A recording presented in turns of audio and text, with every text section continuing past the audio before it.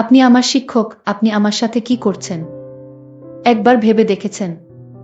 শিরোনাম বাদ দিয়ে মূল গল্পটা শুরু করি। আমার বাবা আমাকে পড়ানোর জন্য একজন লজিং মাস্টার রাখলেন। সেই লজিং মাস্টারের নাম সুবোধ। আমি ক্লাস 9-এ, আর আমার ভাই 7-এ পড়ে। আমরা মাস্টারকে দাদা বলে সম্বোধন করতাম। মাস্টারদা আমাকে ঝর্ণা আর আমার ভাইকে রাব্বি বলে ডাকত। মাস্টারদা পড়ালেখায় খুব ভালো ছিল। তার সুনাম অনেক ছাত্রছাত্রীদের মুখে। আর তাই তো বাবা সেই মাস্টারদাকে আমাদের বাড়িতে লজিং রাখলেন। আমার মা মাস্টারদাকে বললেন, আপনি নিজের পরিবার মনে করে আমার ছেলে মেয়েদের পড়াবেন। আর তাই মাস্টারদা আমাদেরকে ভালোভাবে বুঝিয়ে বুঝিয়ে পড়াতেন। আমাদের প্রতিদিনের পড়া যতক্ষণ না শেষ হতো ততক্ষণ মাস্টারদার নিজে পড়া পড়তেন না। আমাদের ছুটি দিয়ে তারপর তিনি নিজে পাঠে মনোযোগ দিতেন। মাস্টারদার সহযোগিতায় আমি ভালোভাবে এসএসসি পাস করে কলেজে উঠলাম। আর আমার ভাই রাব্বি 10-এর নিচে থেকে প্রথম স্থান অধিকার করল। আমাদের রেজাল্ট এত ভালো হয়েছে যে আমাদের মা বাবা মাস্টারদের প্রতি এত বেশি আন্তরিকতা সৃষ্টি হয়েছিল যে মাস্টারদা আমাদের পরিবারের একজন খুব গুরুত্বপূর্ণ ব্যক্তিত্বে পরিণত হল। পরিবারের সব কাজকর্ম মাস্টারদার পরামর্শ ছাড়া হতো না। আমার বাবা বিমান বাহিনীতে চাকরি করতেন, তাই তেমন ছুটি পেতেন না। আর আমার ভাই ছিল ছোট। পরিবারের সকল সমস্যায় মাস্টারদা আমাদের একমাত্র নির্ভরশীল ব্যক্তি হয়ে ওঠে। আমার মা বাবা ও মাস্টারদাকে খুব বিশ্বাস করতেন। আমাদের ভবিষ্যৎ কিভাবে ভালো হবে সেই পরামর্শ ও মাস্টারদাই দিত। আমাদের পড়ার ঘরটা আমাদের মূল ঘর থেকে আলাদা ছিল। আমাদের মূল ঘর এবং পড়ার ঘরের মাঝখানে বাড়িতে প্রবেশ করার রাস্তা ছিল। পড়ার ঘরে 2খান রুম ছিল, আর তার সাথে বারান্দা। আমরা এক রুমে পড়তাম আর অন্য রুমে মাস্টারদা থাকত।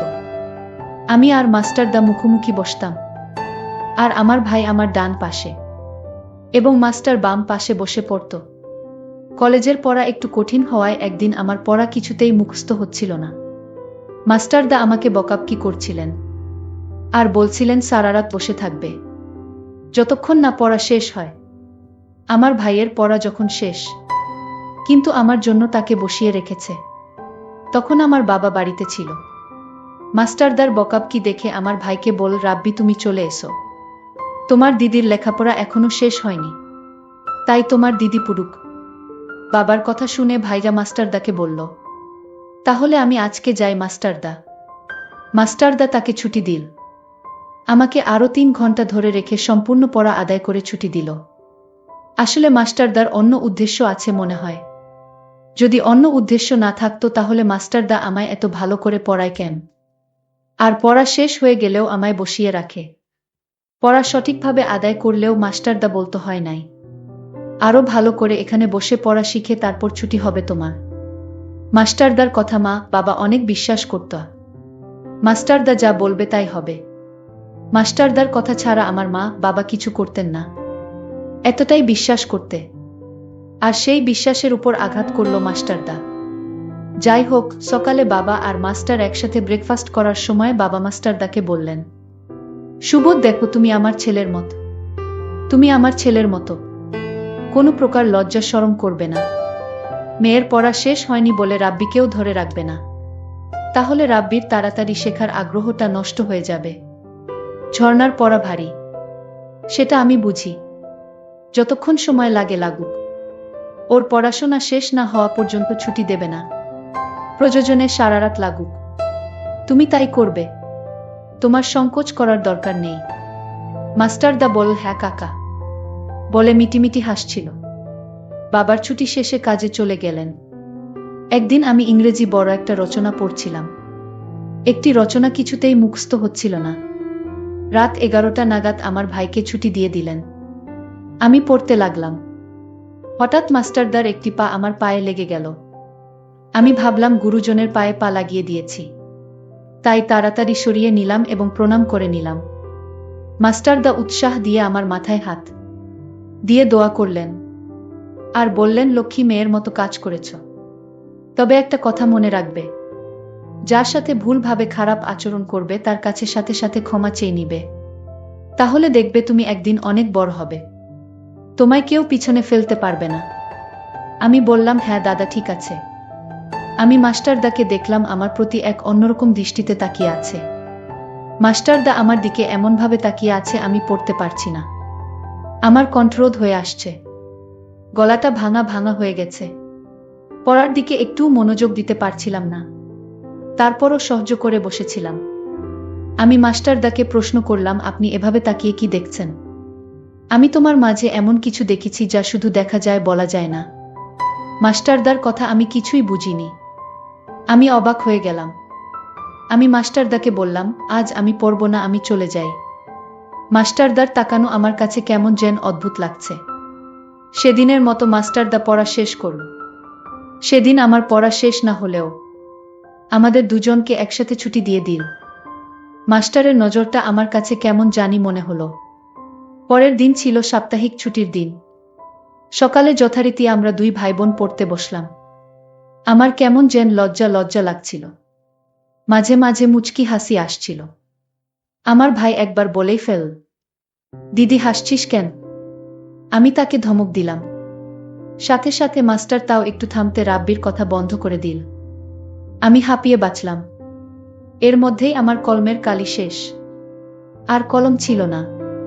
তাই মাস্টারদা রাব্বিকে কিছু টাকা দিয়ে আদেশ করে বলল, রাব্বি যাও তো দোকানে একটা কলম নিয়ে এসো। দোকানে যাওয়ার আদেশ পেয়ে খুশিতে নাচতে নাচতে রাব্বি চলে গেল। রাব্বি চলে যেতেই মাস্টারদা রাব্বির পেন্সিলটা আমাকে দিয়ে অঙ্ক বোঝানোর বাহানা নিয়ে আমার পাশে এসে বসল। আমি অঙ্ক করছিলাম, কিন্তু আমার মন ছিল মাস্টারদার উপর। রাব্বি চলে যাওয়ার পর মাস্টারদা আমার সাথে এক অদ্ভুত আচরণ করার চেষ্টা করল। আমি বললাম, মাস্টারদা আপনি আমার শিক্ষক, বাবার সমতুল্য। আপনি এমন করবেন না। এমন সময় রাব্বি ঘরে এসে হাজির। সেদিন থেকে আমি যেন আরো বেশি মাস্টারদাকে নিয়ে নানান চিন্তায় পড়ে গেলাম। আসলে মাস্টারদার ইদানিং কি হলো আমি কিছুই বুঝতে পারছি না। মাস্টারদা তা এরকম ছিল না। একদিন দুপুরে সবাই দিবা নিদ্রায় মগ্ন। আমিও ঘুমাতে যেতে অনেকক্ষণ ধরে চেষ্টা করে ব্যর্থ হলাম। মাস্টারদার কথা মনে পড়ল। আমি ভাবলাম গিয়ে দেখি মাস্টারদা কি করে। উকি দিয়ে দেখলাম কি করছে। দেখি মাস্টারদা ঘুমায়নি, বরং আমাকে দেখা মাত্রই চমকে উঠল। আমি চারিদিকে তাকিয়ে দেখলাম। মায়ের ঘরে গিয়ে দেখলাম গভীর ঘুমে ঘুমিয়ে আছে। তারপর চুপি চুপি মাস্টারদার রুমে গেলাম। আমি মাস্টারদার রুমে গিয়ে মাস্টারদাকে ডাক দিয়ে তুললাম। ডাক দিতেই মাস্টারদা ঘুম থেকে উঠে পড়ল। আসলে মাস্টারদাও ঘুমায়নি, মাস্টারদা জেগেই ছিল। আমি মাস্টারদাকে বললাম, আপনি এত রাত হলো ঘুমান না কেন? মাস্টারদা বলল, আমার ঘুম আসছিল না। মাস্টারদা তখন আমায় বলল, তুমি এত রাতে আমার রুমে কেন? মাস্টারদা, আমি আপনার রুমে এসেছি একটা প্রয়োজনে। মাস্টারদা বলল, কি প্রয়োজন? সে তখন আমায় বলল, আপনি ওই দিন আমার দিকে তাকিয়ে কি দেখছিলেন? আপনি বলছিলেন সেটা শুধু দেখা যায় বলা যায় না। মাস্টারদা আমার কথা শুনে অবাক হয়ে বলল, সেটা তোমাকে এখনই বলতে হবে। যাও তুমি এখন তোমার রুমে গিয়ে ঘুমাও। তোমার মা দেখলে বকা দিবে। আমি তখন মাস্টারদাকে বললাম, আপনি এখন আমাকে একটা অঙ্ক বুঝিয়ে দিবেন। রাত প্রায় 2টা বাজে, এই মুহূর্তে লেখাপড়া মাথায় কাজ করবে না। কাল সকালে আমি বুঝিয়ে দিব। আমি মাস্টারদাকে বললাম, যদি অঙ্ক না বুঝান তাহলে আপনি আমার দিকে তাকিয়ে কি দেখলেন সেটা বলেন। আপনি তো বললেন সেটা দেখা যায় বলা যায় না। আমি এটার উত্তর না শুনে আমি কিছুতেই আপনার রুম থেকে বের হব না। আমি মেয়েটার এমন দেখে আমি আশ্চর্য হয়ে গেলাম। আচ্ছা, তুমি তো কোনদিন এমন করো না, আজ কি তোমায় ভূতে ধরেছে নাকি? আমি মাস্টারদাকে বললাম, মাস্টারদা আপনি যেদিন আমার দিকে তাকিয়ে কি দেখেছিলেন আর বললেন এটা দেখা যায় বলা যায় না, আমি যেদিন এই কথাটা আপনার মুখে শুনলাম সেদিন থেকে আমি ঠিকমতো ঘুমাতে পারছি না। আমার বারবার জানতে ইচ্ছা হয় কি এমন জিনিস আমার মাঝে আছে, দেখা যায় কিন্তু বলা যায় না। আজ রাত কিছুতেই ঘুম আসছিল না। এই কথা ভাবতে ভাবতে আর তাই আমার ঘুম আসছিল না। আমি আমার ছাত্রীকে বললাম, শোন, আজ না কাল আমি সত্যি বলবো। এখন রাত অনেক হয়েছে, প্রায় ফজরের আয়ান পড়বে। তুমি যাও গিয়ে ঘুমাও। ঝর্ণা তার রুমে গিয়ে ঘুমিয়ে গেল। পরদিন আমার বাবা আসলেন, এসে মাস্টারদাকে ডাক দিলেন আর বললেন, কেমন পড়াচ্ছেন আমার ছেলে মেয়েদেরকে? এবার কি তারা ভালো রেজাল্ট করতে পারবে? মাস্টার বলল, হুম কাকা, আপনি কোনো চিন্তা কইরেন না, ওরা এবার ভালো রেজাল্ট করবে, আপনি নিশ্চিত থাকুন। মাস্টারদার কথা শুনে বাবা কিছুটা আস্থা পেলেন। বাবা বাড়িতে 2 দিন ছুটি কাটিয়ে চলে গেলেন। পরের দিন আমরা মাস্টারদার কাছে পড়তে বসলাম। মাস্টারদা বললেন, আজ পড়া শেষ না করে কারো ছুটি হবে না। আমি আজ পড়া শিখে আসিনি। মাস্টারদা আমার ছোট ভাইয়ের পড়া আদায় করে নিয়ে বললেন, তুমি চলে যাও, তোমার ছুটি। রাব্বি তখন ছুটি পেয়ে চলে গেল। ঝর্ণা বলল, আমি তো স্যার আজ পড়া শিখিনি। আমি বললাম, কেন শিখনি? তোমার বাবাকে আমি কথা দিয়েছি তুমি এবং তোমার ভাই পরীক্ষায় ভালো রেজাল্ট করবে। আমার ছাত্রী ঝর্ণা বলল, মাস্টারদা আপনি আমার পড়ালেখার মনোযোগ নষ্ট করেছেন। আপনার জন্যই আমি পড়া শিখে আসতে পারিনি। আমি ঝর্ণার কথা শুনে বললাম, কেন, আমি আবার কি করেছি? ঝর্ণা আমার কথার উত্তর দিয়ে বলল, মাস্টার সেই কথার উত্তরটা পেলাম না। মাস্টারদা বলল, ও তাই, সেটার জন্য তুমি পড়া মুখস্থ করতে পারোনি। ঠিক আছে, আজ রাতে তুমি আমার রুমে এসো, আমি বলবো, তোমার উত্তর পেয়ে যাবে। মাস্টারদাকে আমি বললাম, আপনি এখন বলেন, আমি রাতে আসতে পারবো না। মাস্টারদা বলল, এই কথা আমি এখন বলতে পারবো না, আজ রাতে বলবো। যাও, এখন তোমার ছুটি। মাস্টার এমন কথা শুনে আমার অনেক রাগ হলো। কি এমন কথা দিনে বলা যাবে না, রাতে বলতে হবে? আসলে আমি মাস্টারদার লক্ষণ কিছুই বুঝতে পারছি না। আমি ভাবলাম আজ রাতে আমি তার কাছ থেকে কথাটা জানব। তারপর রাত হলো। আমি চুপি চুপি মায়ের রুমে গেলাম, মা ঘুমাচ্ছে। তারপর মাস্টারদার রুমে গেলাম। মাস্টারদার রুমে গিয়ে দেখলাম মাস্টারদা রুমে নেই। এটা রাতে মাস্টারদা কই গেল?